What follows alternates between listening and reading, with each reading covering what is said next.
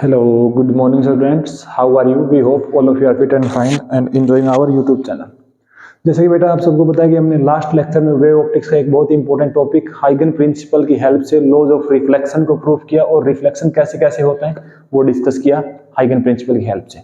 आज हम डिस्कस करने जा रहे हैं हाइगन प्रिंसिपल के हेल्प से, हाइगन प्रिंसिपल के यूज से हम रिफ्रैक्शन को कैसे स्टडी करेंगे और लॉज ऑफ रिफ्रैक्शन जो एक हमारे पास स्नेल्स लॉ होता है और एक हमारे पास एंगल ऑफ जो इंसिडेंट रे है, नॉर्मल है और रिफ्रैक्टेड रे है, वो सेम प्लेन में एग्जिस्ट करते हैं। उन दोनों को आज हम प्रूफ करने जा रहे हैं। तो सबसे पहले देखिए, ये हमारे पास एक वेव, ये हमारे पास एक सरफेस है। इस सरफेस के जो नीचे मीडियम अलग है, ऊपर मीडियम अलग है। हम मान लेते हैं जो ऊपर मीडियम है उसका रिफ्रैक्टिव इंडेक्स n1, उसके अंदर से जो स्पीड है वो v1 है, नीचे रिफ्रैक्टिव इंडेक्स n2 है और स्पीड क्या है v2। आप इसको दो तरीके से स्टडी कर सकते हो, या तो ये मीडियम रेयर है या ये डेंसर है, ये डेंसर है ये रेयर है। हम मान लेते हैं कि n2 है वो बड़ा है n1 से, mean refractive index of medium 1 is less than refractive index of medium 2, means ये हमारा क्या रहने वाला है रेयर और ये मीडियम हमारा क्या रहने वाला है डेंसर। इसके अंदर जो लाइट की स्पीड है v1 होगी, इसके अंदर लाइट की स्पीड v2 होगी। सिमिलरली अगर हमारे पास एक प्लेन वेव फ्रंट है, प्लेन वेव फ्रंट अगर इसके ऊपर फॉल होता है तो क्या होगा वो हमें देखना है। सबसे पहले एक प्लेन वेव फ्रंट फॉल करवा देते हैं। प्लेन वेव फ्रंट कैसे फॉल करवाएं, फिगर सही से बन जाए, इसलिए हम पहले रेज ड्रॉ करते हैं। पहले हम दो लाइट की रेज फॉल करवाते हैं,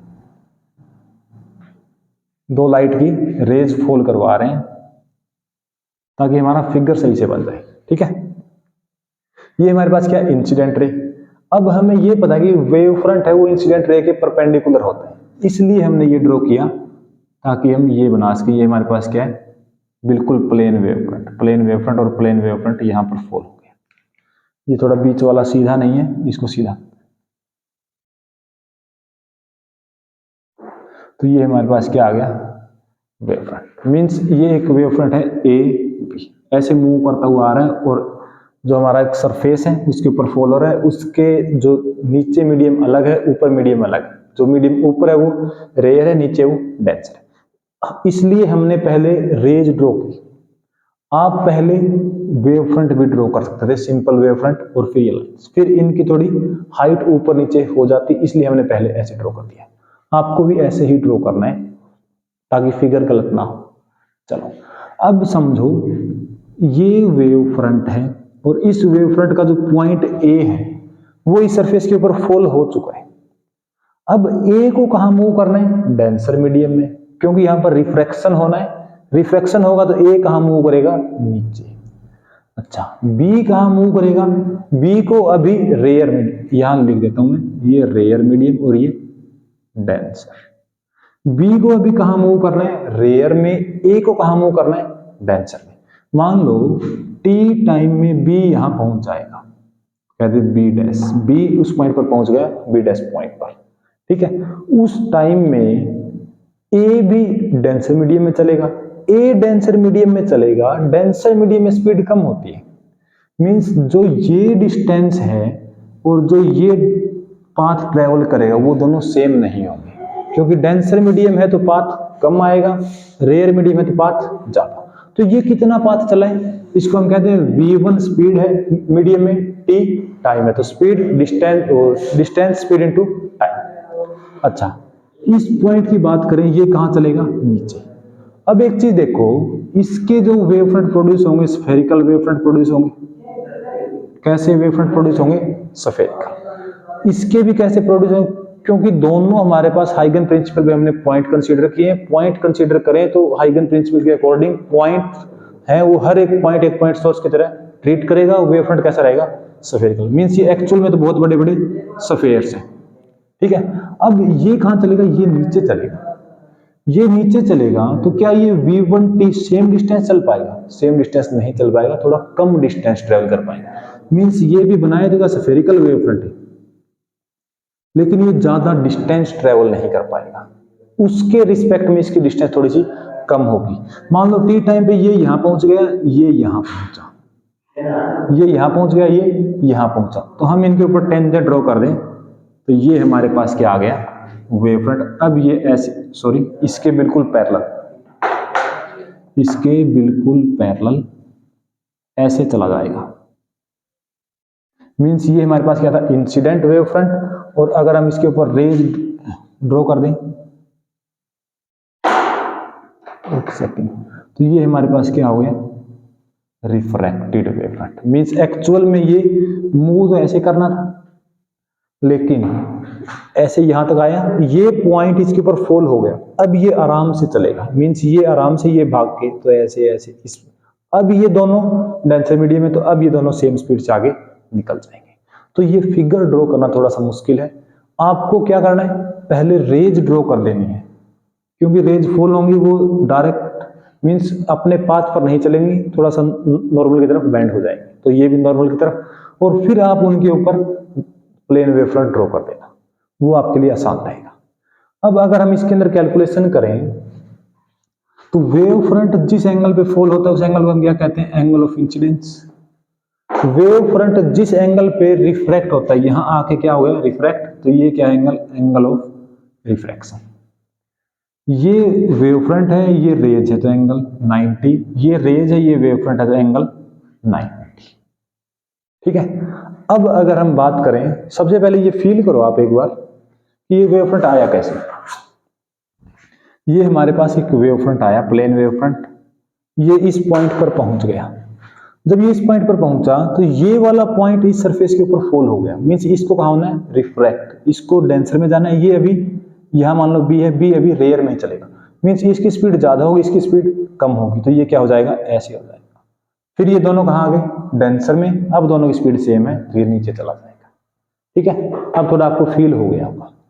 अगर हम स्नेल्स लॉ लगाएं, स्नेल्स लॉ क्या होता है, साइन आई साइन आर, तो हम पहले साइन आई साइन आर की वैल्यू निकाल लेते हैं ताकि हम स्नेल्स लॉ को प्रूफ कर पाए। साइन आई, इस ट्रायंगल में आई, इस ट्रायंगल में इसके दोनों साइड एंगल है, तो बेस, ये परपेंडिकुलर और ये हाइपोटेन्यूस, तो क्या आएगा, perpendicular B B dash, by में हाइपोटेन्यूस, हाइपोटेन्यूस क्या है, ए बी डैश, ये ए है, इसका नाम मैं ए डैश रख देता हूं। अगर हम साइन आर की बात करें, तो साइन आर इस ट्रायंगल में आएगा, ये बेस, ये परपेंडिकुलर, तो परपेंडिकुलर क्या हो जाएगा, ए डैश बाई में ए बी डैश। दोनों को अगर डिवाइड कर दें तो ए बी से A B, sine i by sine r किसके इक्वल आ जाएगा, बी बी डैश बाई में A dash. Means B B dash, ये डिस्टेंस कितना है, देखो टाइम दोनों केसेस में सेम लिया है, इस टाइम में ये यहां पहुंच गया और ये यहां पहुंचा, टाइम सेम है, तो डिस्टेंस क्या आएगी, इस मीडियम स्पीड v1 है तो v1t, सेकेंड मीडियम स्पीड क्या ली है हमने, v2, तो ये डिस्टेंस क्या आएगी, v2 into T, v2 into T, T से टी कट गया, sine i by sine r, हमारे पास क्या हो गया, v1 v2। अब दोबारा से ये हमारे पास इस मीडियम का रिफ्रैक्टिव इंडेक्स n1, स्पीड कितनी है इसके अंदर, speed of light in vacuum c by में एयर, एयर में स्पीड कितनी है, v1। इसकी बात करें तो n2 equal to C v2। अगर हम यहाँ से v1 की वैल्यू देखें, तो यहाँ से v1 क्या आएगा, c बाई n1, और यहाँ से v2 c बाई n2, तो c by n1 c by n2, c से c क्या आ गया, n2 बाई n1। अब अगर हम क्रॉस मल्टीप्लाई कर दें, n1 ऊपर जाएगा, n1 sign I, n2 sign are, इसी बात का क्या नाम है, स्नेल्स लॉ। अगर आप भूल गए हो तो ऐसे चेक करो, ये हमारा मीडियम n1 एंगल कौन सा, I, तो n1 साइन आई, ये मीडियम n2 एंगल क्या बन रहा है, R, तो n2 साइन R, ये क्या है, स्नेल्स लॉ। तो यहां से आपको स्नेल्स लॉ प्रूफ करना है। अगर हम एक ऐसे रे ड्रॉ कर दें, ये क्या है, इस सभी प्लेन वेव फ्रंट्स के परपेंडिकुलर, तो ये क्या हो गया, इंसिडेंट, इस सरफेस के ऊपर इंसिडेंट हो रही है, और ये क्या हो गया, रिफ्रैक्टेड, और ये क्या हो जाएगा, नॉर्मल। तो तीनों सेम प्लेन में है, तो लॉ ऑफ रिफ्लेक्शन का दूसरा पार्ट भी प्रूफ हो जाएगा कि देखो स्नेल्स लॉ हमने पहले प्रूफ कर दिया, और इसमें हमने क्या प्रूफ कर दिया, इंसिडेंट रे, रिफ्रैक्टेड रे, और जो नॉर्मल है वो सेम प्लेन में एग्जिस्ट करते हैं, तो ये आपको प्रूफ करना है। अब कुछ और डिस्कस करते हैं। ये डिस्कस करते हैं कि अगर wave front, plane wave front अगर कॉन्वेक्स लेंस के ऊपर फॉल हो तो भी रिफ्रैक्शन होगा, कॉनकेव के ऊपर फॉल हो तो भी रिफ्रैक्शन होगा। मीन्स रिफ्रैक्शन जरूरी नहीं कि सरफेस से ही हो, वो लेंस से भी हो सकता है, प्रिज्म से भी हो सकता है। तो हम उन सब को डिस्कस कर रहे हैं एक बार, ठीक है। पहले बात करते हैं प्रिज्म की। पहले किसकी बात करते हैं? प्रिज्म की। मान लो ये एक हमारे पास प्रिज्म है और ये एक प्लेन वेव फ्रंट ऐसे आया, ऐसे फॉल हो गया। अब देखो इस पार्ट को, इसका नाम ए रख देते हैं, इसका नाम बी। ए बी देखो ये एक्चुअल में मूव कैसे करना चाहिए? ऐसे ही, मीन्स ये बिल्कुल सीधा निकल जाना चाहिए, लेकिन रेयर डेंसर मीडियम है तो पाथ चेंज होगा। अब ये देखो बी को कहां चलना है? Denser medium. बी को डेंसर मीडियम में चलना है तो बी जब तक इसको क्रॉस करेगा, ए को कुछ चलना है रेयर में, कुछ चलना है डेंसर में, कुछ चलना है रेयर में। तो बी ज्यादा डिस्टेंस ट्रेवल कर पाएगा या ए ज्यादा डिस्टेंस ट्रेवल कर पाएगा? ए को देखो डेंसर मीडियम में बहुत कम चलना है, रेयर में ज्यादा चलेगा तो ये आगे निकल जाएगा। और ये जब तक यहां पहुंचेगा ये कहीं आगे निकल चुका होगा, मीन्स ये हो जाएगा रिफ्रैक्शन। मीन्स ऐसे फॉल हुआ। अगर हम रेज की बात करें तो ये हमारे पास इंसिडेंट रे, ये हमारे पास सॉरी यहां से ऐसे गई और अपने पाथ से डेविएट हो गई। तो हम यहां से एंगल ऑफ डेविएशन वो हमें डिस्कस नहीं करना, हमें ये देखना है कि अगर प्रिज्म के ऊपर एक प्लेन वेव फ्रंट फॉल होता है तो क्या होता है? वो रिफ्रैक्ट हो जाता है। अगर हम इसकी बात करें लेंस की, ये हमारे पास कौन सा लेंस है? कॉन्वेक्स। कॉन्वेक्स लेंस के ऊपर अगर मैं एक प्लेन वेव फ्रंट फॉल करवा रहा हूं, क्या फॉल करवा रही है? एक प्लेन वेव फ्रंट। ये मान लो ए पॉइंट है, ये मान लो बी पॉइंट है, ये मान लो सी पॉइंट है। अगर इसकी मैं रेज ड्रॉ करूं तो रेज ऐसे ड्रॉ हो जाएंगी, ठीक है। अब एक चीज देखो, बी पॉइंट फॉल हो गया, ए पॉइंट फॉल नहीं हुआ, ना सी पॉइंट हुआ। मीन्स ए और सी को अभी आगे चलना है। कहां चलना है? रेयर में। मीन्स बी को डेंसर में चलना है। बी जब तक इस पॉइंट पर पहुंचेगा, डेंसर मीडियम है, स्पीड कम होगी, डिस्टेंस आराम से ट्रेवल करेगा। तो जब तक ये यहां पहुंचेगा ये कहीं आगे पहुंच चुके होंगे, ये कहीं आगे पहुंच चुके होंगे। तो वेव फ्रंट हमारा कैसा बन गया? इस टाइप का। वेव फ्रंट कैसा बन जाएगा? इस टाइप का, ऐसे ऐसे करता है एक पॉइंट पे कन्वर्ज, या आप कह दो जो भी रेज पैरेलल आई वो सब फोकस पे जाके कन्वर्ज हो। तो इन कॉन्वेक्स लेंस के ऊपर हमने फॉल क्या करवाया? प्लेन वेव फ्रंट, और हमें मिला क्या? Spherical wave front. सेम अगर हम करते हैं, और ये स्फेरिकल वेव फ्रंट कैसा है? कन्वर्जिंग, एक पॉइंट पर इकट्ठा हो रहा है, कन्वर्जिंग। अगर हम कॉन्वेक्स लेंस लेते हैं, इसके ऊपर अगर हम प्लेन वेव फ्रंट फॉल करवाते हैं, मान लो ये प्लेन वेव फ्रंट फॉल करवा दिया, तो अब इस केस में एक पॉइंट ए है, बी और सी।